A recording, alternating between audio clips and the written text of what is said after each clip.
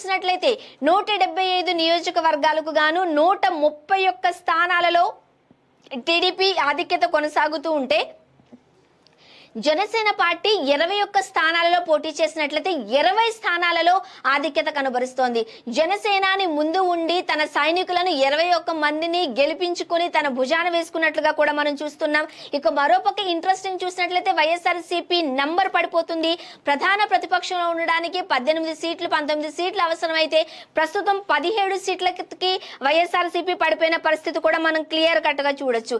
ఏ నోట చూసినా, ఏ నియోజకవర్గంలో చూసినా, ఎక్కడ చూసినా టీడీపీ ప్రభంజనం కొనసాగుతున్నట్లుగానే మనం క్లియర్ కట్ గా చూడొచ్చు. విజయవాడ వెస్ట్ లో కూడా టీడీపీనే తన ఆధిక్యత కొనసాగిస్తూ ఉంది. మంగళగిరిలో టీడీపీ లోకేష్ ఆధిక్యత కనబరుస్తున్నారు. పొన్నూరులోను అలానే వేమూరు ఎస్సీ కూడా మనం చూసినట్లయితే టీడీపీనే తన హవా కొనసాగుతున్నట్లుగా మనం క్లియర్ కట్ గా చూడొచ్చు.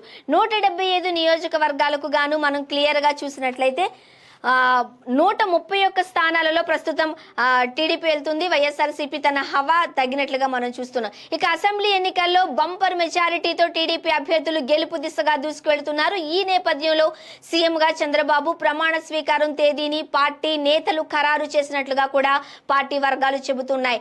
జూన్ 9న రాజధాని అమరావతి కేంద్రంగా సీఎంగా చంద్రబాబు నాయుడు ప్రమాణ స్వీకారం చేస్తారని కూడా మనకు సమాచారం అందుతుంది. ఉమ్మడి ఏపీ విభజిత రాష్ట్రం కలిపి ఇప్పటి వరకు 3 సార్లు సీఎంగా బాధ్యతలు నిర్వహించిన ఆయన 4వసారి తన బాధ్యతలు చేపట్టనున్నారు. ఏపీ అసెంబ్లీ ఎన్నికల్లో ఏం జరగబోతుందా అంటూ 21 రోజుల పాటు నరాలు తెగే ఉత్కంఠ నేపథ్యంలో ఒక్కొక్కటిగా రివీల్ అవుతున్నాయి. ఇప్పటి వరకు 7-8 రౌండ్లు పూర్తయిన స్థానాలు కూడా ఉన్నాయి. అన్ని చోట్ల టీడీపీనే తన హవా కొనసాగిస్తున్న నేపథ్యంలో మరోవైపు వైఎస్ఆర్సీపీ తన నంబర్ పడిపోతున్న నేపథ్యంలో ప్రధాన ప్రతిపక్షంలో కూడా ఉండేందుకు తన సీట్లు గెలవలేకపోతుందా అనే ఒక డౌట్ కూడా వస్తుంది.